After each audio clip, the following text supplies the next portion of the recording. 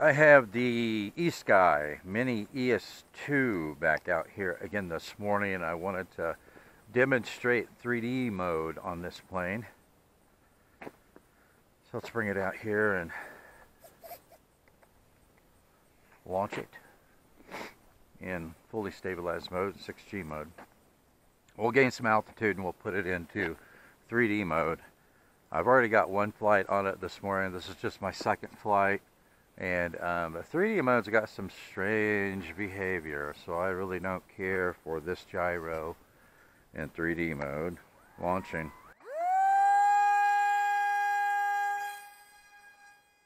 Yeah, it just, it's got some strange behavior in 3D mode. You know, and it could definitely cause a crash. It's rock solid in 6G.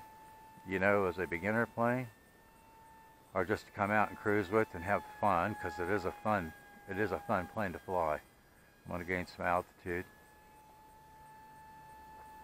but I try to roll. You know, I did a loop with it in 3D mode. I try to roll with it in 3D mode, and it started off really slow on its rotation, and then all of a sudden it just, you know, spun very quickly. Kind of caught me off guard. And wanted to nose down on me, so that was really strange. Okay, I think we got enough altitude. Let's bring it back. I want to get it going down circuit the other direction, so I know it's going to be away from the sun. All right, so we'll put it into, we're in 3D mode now. All right, so yeah, we could do a loop with it.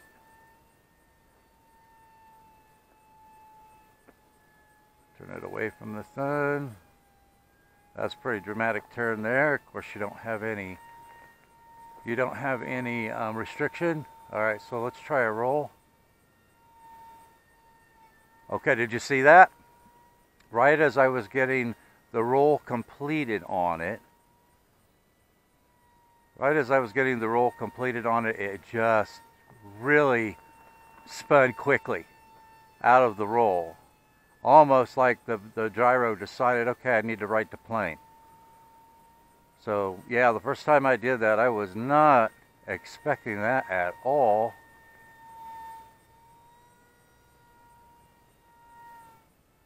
But it will do a loop.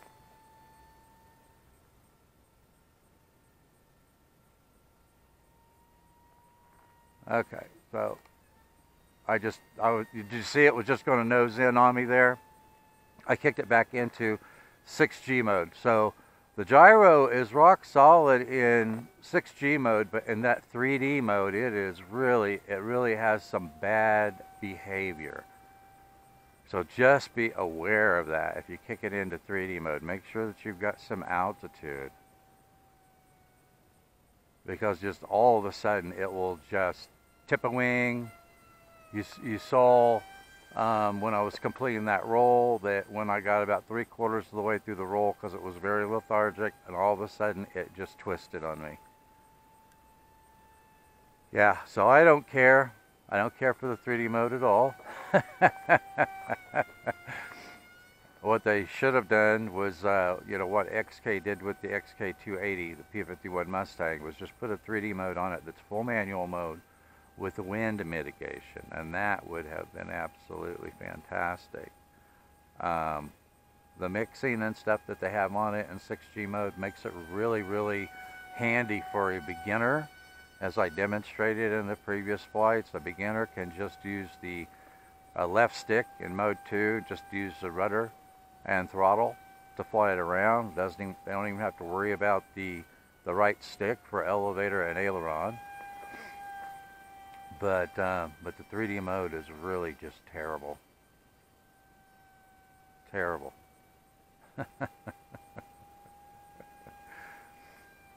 But I really like this airframe.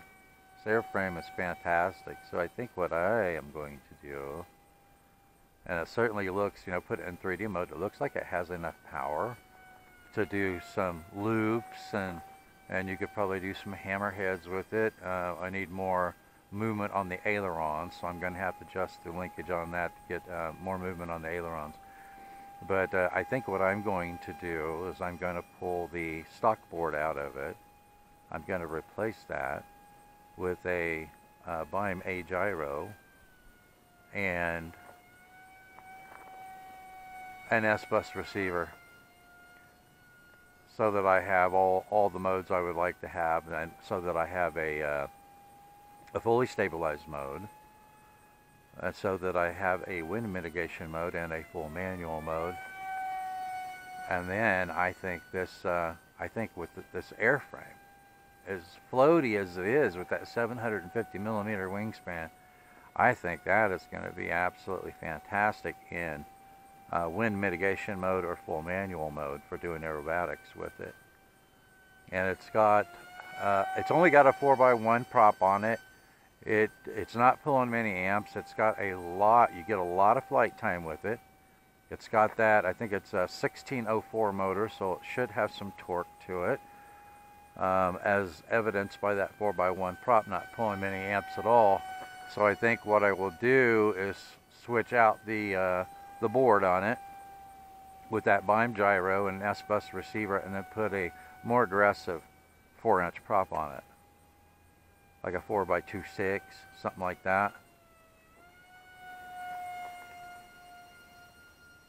But for a beginner plane with a fully stabilized mode on this plane, you won't have any worries at all. 3D mode, you're gonna have some problems. At least I am. Put it that way.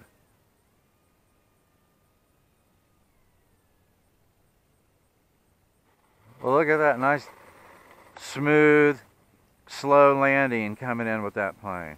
It's a piece of cake. Flying this in 6G mode is just a piece of cake, guys. And like I said, you get a lot of flight time on it. I just had my timer set for 6 minutes on that flight. But, you know, I demonstrated just cruising around with it. In 6G mode, I think you're going to be able to get like 12 to 15 minutes of flight time out of it, leaving 3.6 volts per cell in your 2S LiPo. And I was flying it with the stock LiPo, which if I remember correctly, is a 2S 650 milliamp hour 30C LiPo. So fantastic little beginner plane. I will say that, you know, if you're an absolute beginner, you're not comfortable programming the transmitter, have someone who's knowledgeable about programming planes into transmitters to set it up for you to begin with. So, you know, I wouldn't recommend this for a beginner as their absolute first plane unless they know someone who can set it up for them on a good transmitter. If you're an absolute beginner and you don't have someone that has that knowledge, then I would recommend that you get a ready-to-fly plane that comes with a transmitter. But, you know, for a second plane, yeah, this is absolutely fantastic. So anyway, thanks for watching, and I will see you in the air.